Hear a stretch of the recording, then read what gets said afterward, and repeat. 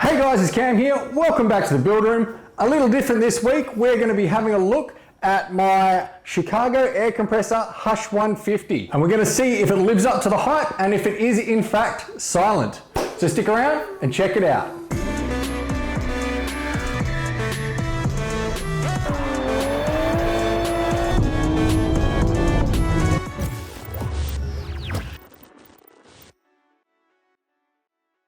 Okay, so yes, a little bit of a different episode today. I've been working on some stuff in the background which is not exactly interesting camera work. And while I was doing that stuff, my compressor, and I needed to get a new one. So I looked at a whole bunch of different compressors online. I have pretty high air requirements for a guy working out of his garage at home. And I looked at a whole bunch of different options. I couldn't afford to spend a lot of money. And so I ended up looking at the new oilless multi-motor style of air compressor. Now I kind of knew that my old compressor was not long for this world, so I've been looking at a whole bunch of different options in the market, and that's ranged from everything from the sort of higher end do-it-yourself hobbyist ones all the way into professional grade screw compressors and things like that, of which that high end is just way too expensive for me to justify. And I've been seeing this style of compressor become more and more popular in the market, but what I'm not seeing is a whole bunch of reviews so that I can tell whether they were any good or not. But in the end, in my price bracket, there weren't a lot of other options, so I decided just to bite the bullet and I picked up a Chicago Air Compressor Hush 150 from Sydney Tools. Now, first thing I would say about this is don't get confused. Chicago Air, I don't know if it's Chicago or Chicago Air, but either way, it's not associated with Chicago Pneumatic. Now, Chicago Pneumatic obviously have quite a good reputation in the market and they make some really high-end kit, but this is not it. I'm pretty sure this is just a branded Chinese or import compressor exclusive to Sydney Tools. So yeah, don't get confused about that one. Not saying that imported stuff is horrible, just that you can't expect this to be of the same caliber equipment as Chicago Pneumatic. And as I said, these are becoming more and more common in the market. I'm seeing lots of brands pop up selling what looks to be almost the same compressor, just with different colors and branding and things like that. There's actually a Vevor branded, and you guys, if you've watched the channel, you'll know I have a Vevor spot welding dent puller, which has not been too bad, and it looks like Vevor are getting into the oilless compressor market. They don't have a 4-motor one like this, so I decided to go for the 4 in the Chicago Air one, just so I got that little bit of extra grunt. So yeah, let's go through some of the specs on this one, and then we're gonna do some real world testing, and then we'll do a actual sound measurement to see whether these do live up to the silent compressor hype. All right, so vital stats. Like I said, the 4-engine version, this one, and it's called a Hush 150 because it has a 150 litre tank on it. Very big tank. I think my old compressor was either 50 or 80 litres. So this is, probably double to nearly triple that size. And the motors themselves, they are a 1.1 horsepower for each motor. So 4.4 all up. And the 4-motor model is actually a 15 amp compressor. So bear that in mind. If you're going to get the big one, you need a 15 amp power point. You can't run it on a standard 10. I think the 3 motors and below are all down to 10 amps. And inside each of these motors is 2 direct drive pistons. So you have a total of 8 pistons. And as I said, pushing out 1.1 horsepower each and hopefully filling this tank pretty quickly.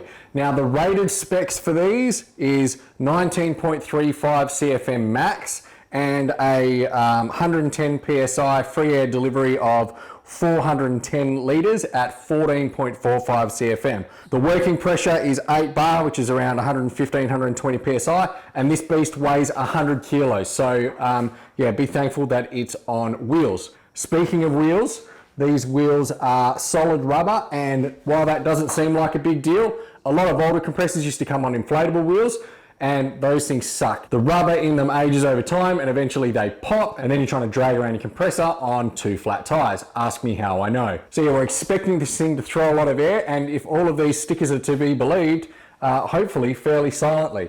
Now, I've been using this thing for about a week and a half, nearly 2 weeks now, so I wanted to give it some run time before I give you my opinion on it. Apart from the motors, there's not much else to it. There is a pressure gauge here and a small regulator with a little air bleed on the bottom. I've just had this running, so it's got a bit of moisture in it. You turn it on with this switch at the back here, and I think this one is some sort of pressure release valve, I'm not really sure. Probably an overpressure. And then down here you can see you have individual switches for each of the 4 motors and trip resets. So if one of these overheats and trips out, you can let it cool down, reset it and get back on your way. And I think potentially you could just run 2 of the 4 or 3 of the 4 motors if you wanted to by just turning off some of those switches. All right, so I'm gonna get this behemoth off this door. This is a solid core door, by the way. I wouldn't put 100 kilos on a normal door. And then once I've got this on the ground, we are gonna need something to work on for our real world testing. So I'm gonna bring in the current project car.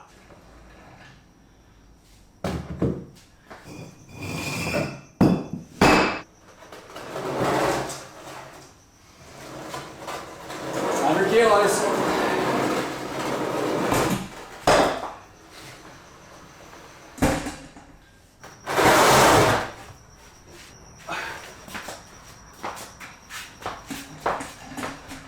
Right, the compressor's back in its home. Time for a car.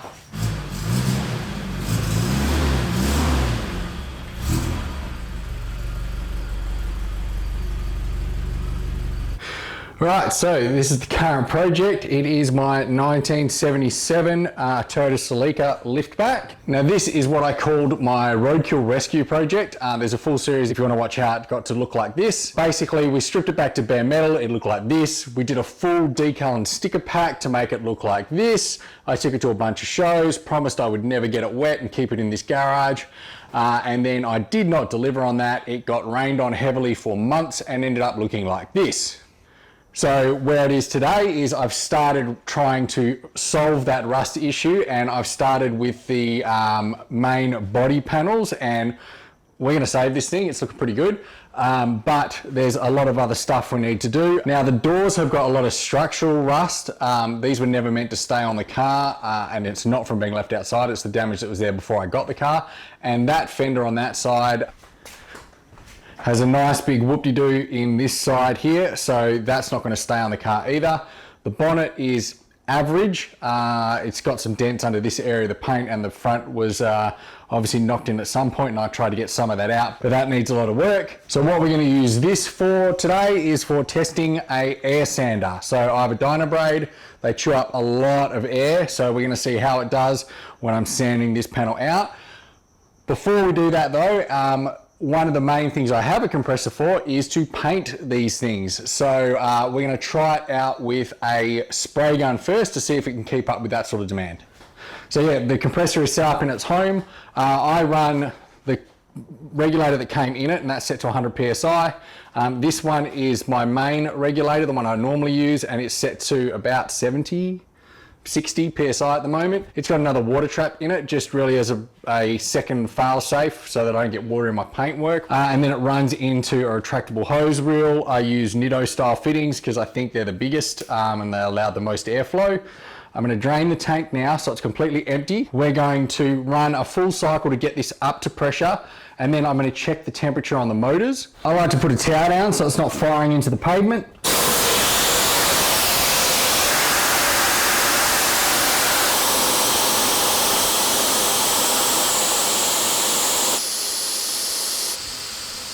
All right, we're dead empty. I'm gonna close this off. All right, so this has been running for a bit. It's got a little bit of temperature in it. This isn't dead cold, but we're at 33 degrees. Don't know if you can see that, 33.5 degrees, and we are on 0 pressure. And I'm gonna fire this up and time it, and we'll see how long it takes to charge the tank. All right, and go.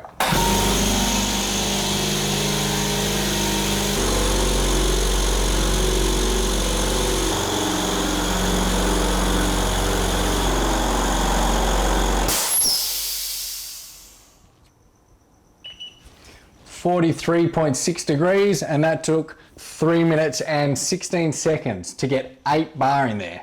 All right, so this is just a cheapy primer gun. It's a 1.8mm nozzle. I picked this one because it's going to use more airflow than my proper finish coat gun. I've got this set to run at 35 psi, which is what I normally run it on, and we're going to see how long it takes, just running this full tilt, to see how long it takes the compressor to kick on, and whether or not once it kicks on, it's going to pump more air in than this consumes. So in other words, if I was just to hold this down and this starts a cycle, Will it get to the point where it fills this back up to 8 bar and cuts out, or is it going to try and run indefinitely? Right, so I'll fire up my timer.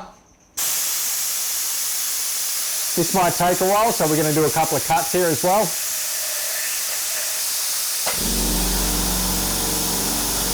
That was 53, 54 seconds.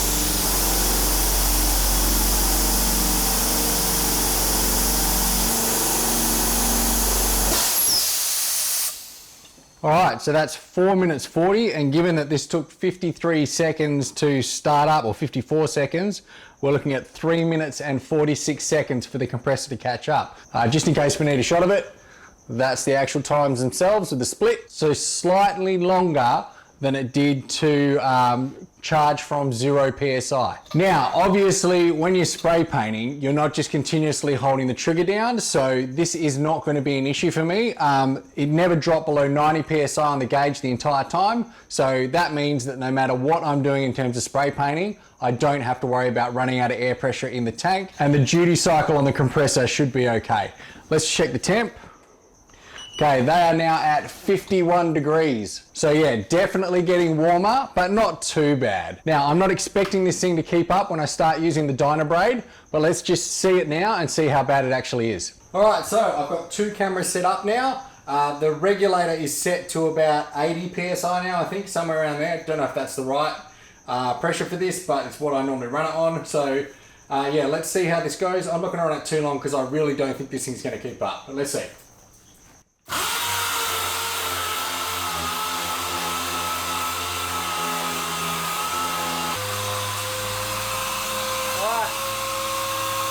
Just kicked on.